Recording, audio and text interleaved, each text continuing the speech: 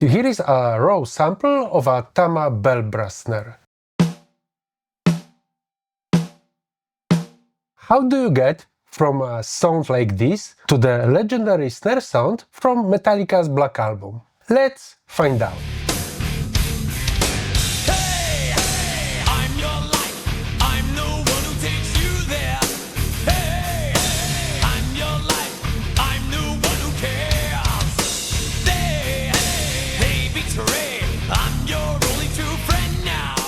I would say that this snare sound comes from the three main things. First, Lars Ulrich. He hits that snare really hard with rim shots. Second, it's a Tama Bell Brass. This is a legendary snare drum. They used the same drum that Dave Grohl used on the Nirvana's Nevermind album. Not just the same model, but literally the same drum. The same drum was also used on the debut album by Rage Against the Machine. In my opinion, because those records became so popular, people connected that sound with great songs. Great song, great snare. The sound stays in your head, and honestly, it sounds phenomenal. This snare is also very loud. It's made of brass, and when you hit it hard with a rim shot, it rings beautifully. It produces strong overtones in the higher frequencies. The third element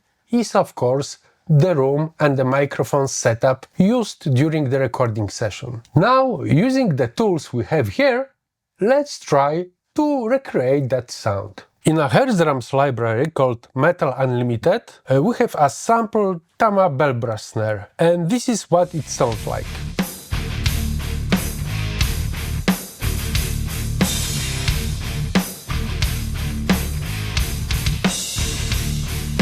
The great thing about this snare and this whole library is that it's a raw, completely unprocessed sound. No compression, no EQ, just the sound captured straight from the microphones through a NIF console. It's open to any shape of EQ or compression you want. It means that now we can decide how it will sound. From here, we can take it in any direction we want. So let's try to get it closer to the Black Album sound. The biggest thing missing is that aggressive punch. The original has a lot of top end and low end, but not much mid-range. Our snare is much more focused in the mids. It also lacks that long, beautiful tail that sits so well in the original recording.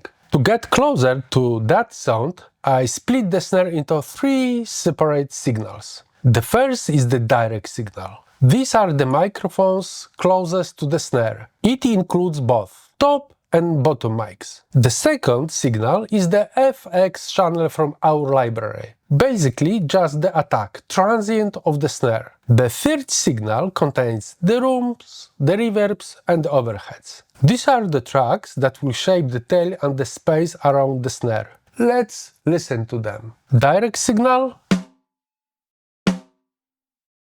FX signal, and the far microphones.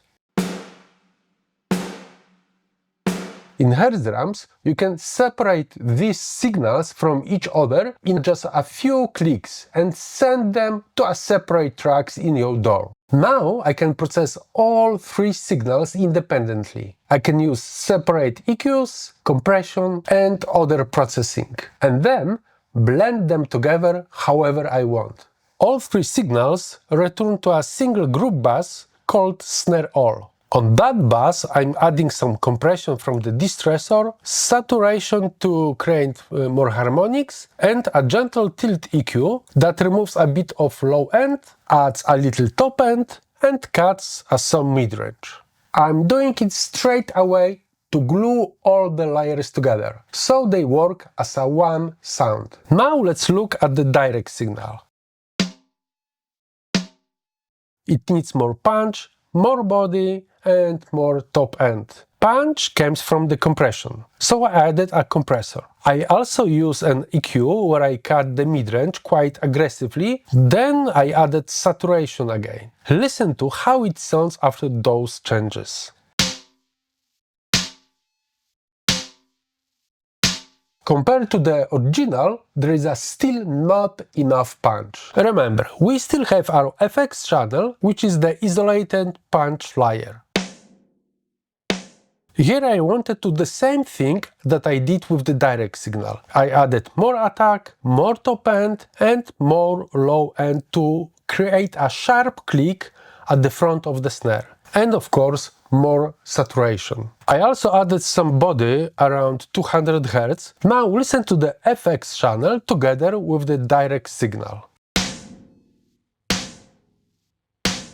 You can hear that it now has a more body and more impact in the low end. But compared to the original, I still think we need even more punch. I generated a sound wave using Q-based test generator. Just a plain pink noise. It sounds like this. Then I manually shaped its length to match our snare's attack. I also added a transient designer because I wanted to reduce the sustain in the high frequencies. Then I added a short reverb to make it feel more connected to the snare. I also removed some mids and highs. Now listen to how it sounds after all that processing. I basically turned the noise into a one-shot sample. Every time the snare hits, this sample is playing. If you use Hertz Drums or other software, you can load it into the sampler and blend it with the snare. For demonstration, I put it manually on a separate track under every snare hit. Now let's hear it, together with the effects and the direct signals.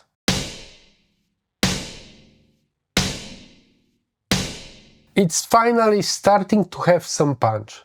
The last element we need is the rooms and reverbs. As usual, I used compressor to extend the tail. I added EQ to remove some mid-range and make it less muddy. And of course, I added saturation at the end to create more harmonics. Now it sounds like this. Let's listen to everything together. I will be adding the layers one by one, so you can hear exactly what each one contributes to the snare sound.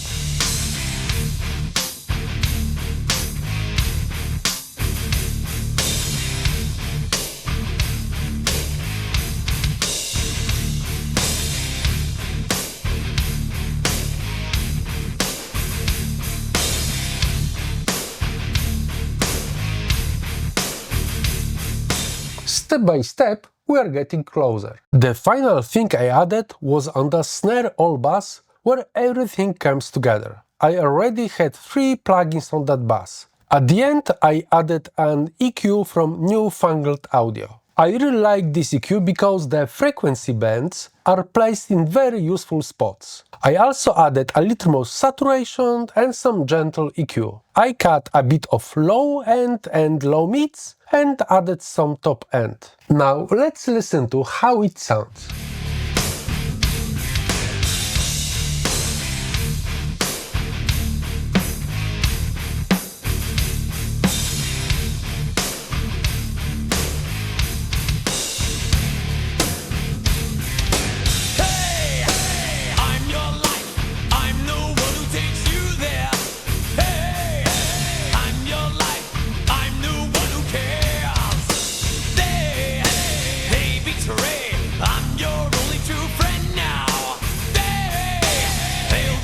Let me know how close we are to the original sound and tell me if you like the result. Now about copying famous snare sounds. Does it even make sense? For me, it does, but mainly as an educational exercise. It shows how many different things we can do with a snare drum. It expands our knowledge and experience. But does it make sense to copy that exact snare sound and force it into your own project? In my opinion, not really. We have to remember that no matter what we do with our kick drum or snare, it still has to fit the mix. I've seen situations where someone says, I like the bass sound from Red Hot Chili Peppers, I like the snare sound from the Black Album, and I like the guitar sound from ZZ Top. Will all of that work together in one mix? No, trust me, I've tried that. If you enjoyed the video and want more content like this, please subscribe to the channel. You can also support the channel if you would like. I would really appreciate it. Leave a like, leave a comment, and see you next time.